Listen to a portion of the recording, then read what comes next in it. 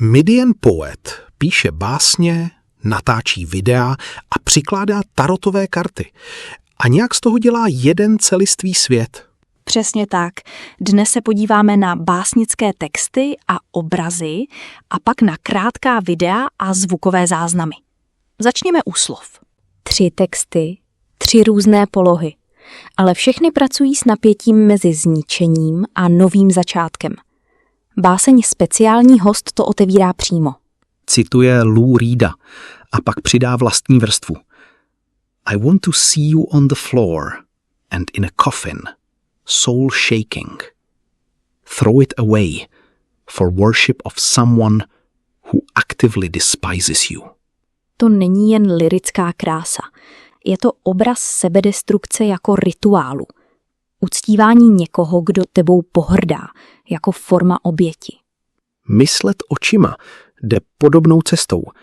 Slunce vraždí noc každý den a karta věž doporučuje přestat opravovat to, co nemělo pevné základy. Což je drsná rada. A Kanibalské ostrovy přidávají 3. rozměr. Náhrdelník z mořských ježků na Kanibalských ostrovech bojí se o život i bohové. Karta univerzum, struktura prostoru a času, uzavírá ten obraz jako rám. Od destrukce přes restart až po vesmírný řád. Logická eskalace. Právě ta videa a zvuky ten svět rozširují dál. Krátká videa nejsou jen doplněk k textům, jsou samostatným médiem. Brnk, there and there přináší zvuk přímo do centra. Název napodobuje samotný úder do struny. Brnknout jednou nestačí. Musíš brnknout 2krát a pak ještě there and there, aby bylo jasno.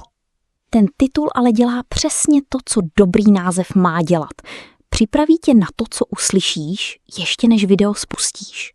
A co království? Tam je opakování v názvu ještě výraznější, jako ozvěna nebo jako naléhání. Království je slovo s vahou.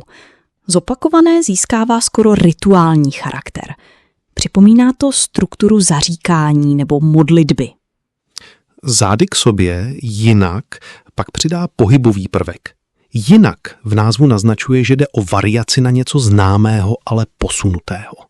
Všechna 3 videa jsou krátká, ale každý název nese vlastní logiku. Zvuk, opakování, pohyb. 3 různé vstupy do stejného světa. Svět, kde i brnknutí potřebuje zdůraznit, že bylo opravdu myšleno vážně. Přesně. A to propojení mezi psaným slovem a zaznamenaným zvukem je možná to nejzajímavější, co